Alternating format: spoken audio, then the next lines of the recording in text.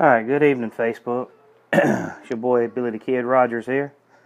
I just wanted to touch on a couple things um, tonight. Have a little fun with the grandbabies out trick or treating, Halloween and all, and more than the goblins and goblins or whatever. Really, it was just about being out with family. You know, I was out with the ex-wife, her husband, all three of the grandkids, and my my children and my daughter-in-law as well. And excuse me, I'm learning that putting pride aside, you have so many lessons in life that you just have to learn, and you need to learn them fast. The older you get, the harder it is to learn them, and the less time you have to teach them to your kids. I'm going to try to keep this short and simple, but I do have a point that I want to drive home. And that point is this. I was out trick-or-treating with three grandchildren tonight. My grandchildren. I'm 43 years old. Where in the world did the trick-or-treating time go with my three kids? Now, we trick-or-treated some, and, we were in church a lot, so we did a lot of activities, back then. But I don't really have a lot of memories, and it kind of breaks my heart a little bit. So for the last 3 years, I believe, 4 years, I've been going trick-or-treating every year with my ex-wife and my granddaughter, Chloe. And we have a fun time. Chloe looks forward to getting up into Peepaw's truck and just having herself a good time.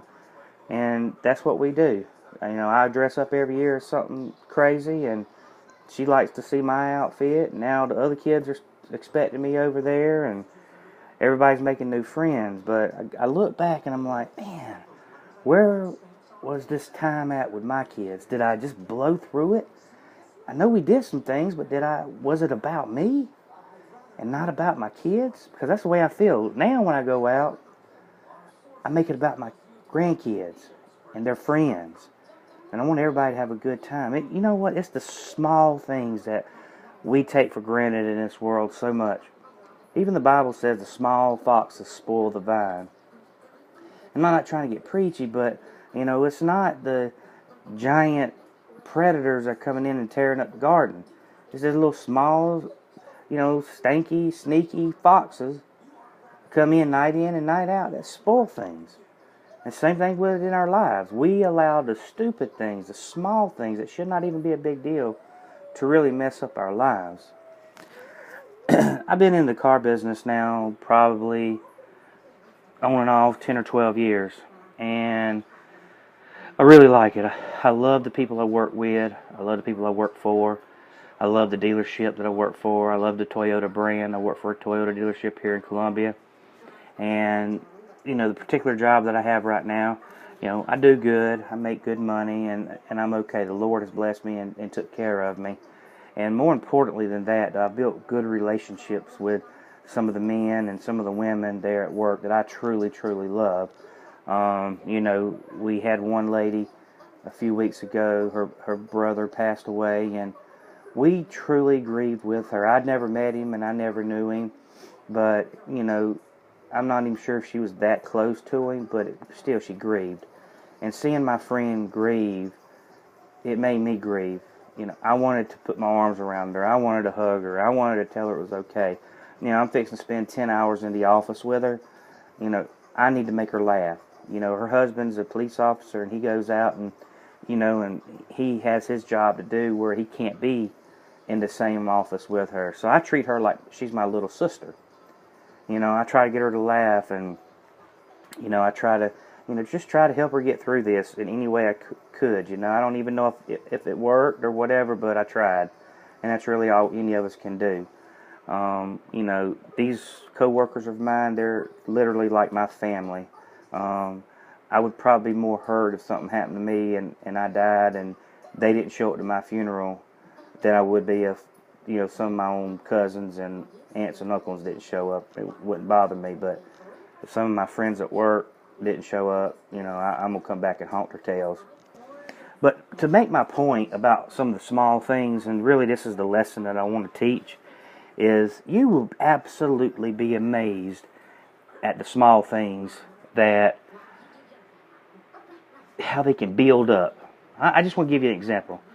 Being in the car business, on a particular job that I'm doing right now, processing all the used cars, some new, but basically just taking in all trades, taking in cars that we buy from the public, cars that we buy from different companies and all, building up our inventory so that we can have the number one used car inventory in the state of South Carolina, or at least in Columbia. You know, that's our goal. That's what we want to do. I process a lot of cars. Well, one of the things that I find in cars when I process them is, take a look at here. And this is where this lesson's going, okay? If you can spend 7 minutes with me, I'll try to keep this under 7 minutes. I appreciate it. Look at this. See what that is? A couple pennies. Just some change, just some loose change. That's what the rest of this is. See that change? Still kind of dirty. Filthy. Some more change. Let's see how much change we got in here. Let's see here. I got $28.28 in that thing right now. That's not counting the dollar bills that I find that I stick in there as well. That's 2 weeks worth of just digging through people's nasty cars, looking under the seats, looking in the ashtrays. You know, I dig this stuff. I have to sometimes take a screwdriver and dig this stuff out because it's got so much Coca-Cola and drink spilled on it. People just don't take their crap with them when they leave. Then they're like, that's just change. That's just change. Well, that change, these people's change, last year let me buy Christmas with almost $1,200 that I saved up through the whole year in their change. This year, I'm on track to do the same thing. You know, I'm cashing in right at $100, $150 a month, every single month, just in change. A few months ago, had a lady traded in a nice car, and she left a few $20 bills inside the car. Took the money, put it in an envelope, laid it in the desk, put a lock drop on it, left it in the desk for 3 weeks. Never, ever did the lady come and ask for her $20 bill.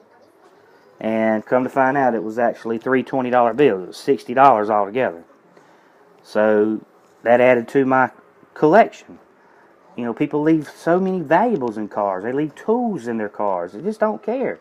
You know, my job's not to track you down and try to, you know, I do my best. You know, if I see the stuff within a day or two, I do my best to get it back to the customer. But, you know, my rule of thumb is I'm going to keep it in the lockbox for about 3 days. If you don't collect it, then it becomes my property. And a lot of times I'll take some of the silver and go and buy some of the mechanics and some of the sales guys. I'll get them drinks, buy breakfast on Fridays with it. You know, so I'm not just being selfish with it and bringing it home, keeping it for myself. You know, I put it back into the people I work with. But, you know, I do keep a little bit of it because a lot of this is what helps me get through Christmas. Especially now I'm having 3 grandbabies. I got to have a little extra income, you know what I'm saying? So my point is this. The pennies and the nickels and the dimes that you just throw in your purse or throw in your kid's piggy bank, you need to have a purpose for that little small change. You may not get $1,200 a year like I do, but you can get something. And when you start being a good steward over the little that God gives you, then God will give you so much more. You know, His Word says that He would bless you. If you praise His name, He would bless you. And He would open up the windows of heaven, and He would pour out a blessing on us that we could not contain. You know, He would open the windows and just pour it out. We got to try to figure out what we're going to do with this money. And, you know, I didn't make this turn into a money scheme, because it's not. But the proof is in the pudding. You know, less than a month. The money's dirty. The money's filthy. It's sticky. It's got Coca-Cola all over it. But guess what? A little bit of Dawn dish detergent cleans it right off. Takes the filth right off of it. And I can put it in the piggy bank and go buy groceries with it tomorrow if I need to. So having said all this, think about the little things in your life that you could do better. Think about, you know, right now we're passing Halloween. You went and spent some time with your kid. Did you spend time with your kids trick-or-treating, or did you drink beer while they walked the streets? Because I can tell you, I've seen a lot of parents drinking beer while their kids were walking the street. And, you know, to me, those times you need to be spending with your kids. Nah, I know if they're teenagers, let them go have fun. They don't want to be around mom and daddy anyhow. But you'd be amazed at sometimes how they do want to be around you. My kids are in their 20s right now, and I hope I'm right when I say this, but they absolutely adore being around me. They love me. And I know this. My kids want to be at my butt all the time, it seems like. And my grandkids love me. And so I'm going to take every opportunity that I have, and I'm going to minister to them spiritually. I'm going to be an example in front of them, and I'm going to lead for them by greatness. And I'm going to start with the small things. God bless you. Have a great day.